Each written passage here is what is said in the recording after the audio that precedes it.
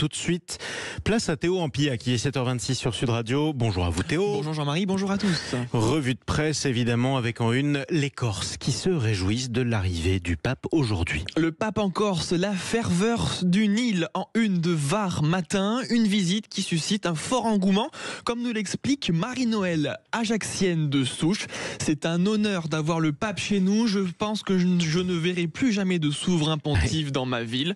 Une ferveur qui a aussi pris d'assaut les boutiques de la ville, mon cher Jean-Marie. Les souvenirs, notamment les t-shirts spécialement créés pour l'occasion, détrônent ceux à l'effigie de Napoléon, affirme Louane, stagiaire à l'office de tourisme d'Ajaccio.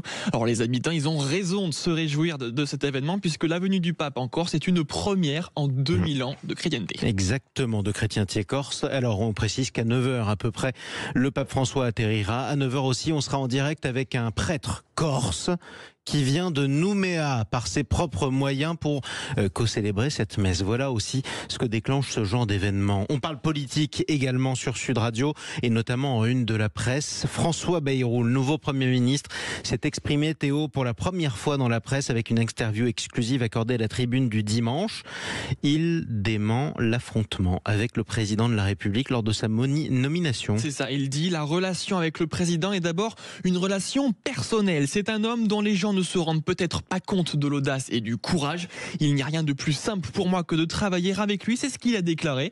Vous êtes président de la République, vous avez à choisir un Premier ministre dans les moments particulièrement difficiles, donc c'est normal que vous preniez le temps d'examiner toutes les options et leurs conséquences.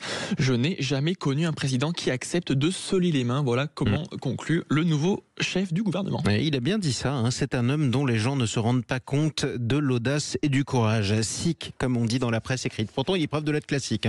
Allez, on continue la revue de presse, mon cher Théo. Les Français vont payer plus cher l'électricité au mois de février. C'est ce que nous apprend le journal La Provence aujourd'hui. 60 € de plus par an pour un foyer moyen. Tout ça à cause de quoi? Du TURP, le tarif d'utilisation des réseaux. Oui, c'est le tarif d'utilisation des réseaux publics d'électricité. Le tarif donc va augmenter pour financer des investissements colossaux dans la transition énergétique, estimés à près de 200 milliards d'euros entre 2025 et 2040 par RTE et Enedis. Alors rassurez-vous, ça ne mettra pas en cause la baisse de 14% du tarif réglementé annoncé par le gouvernement.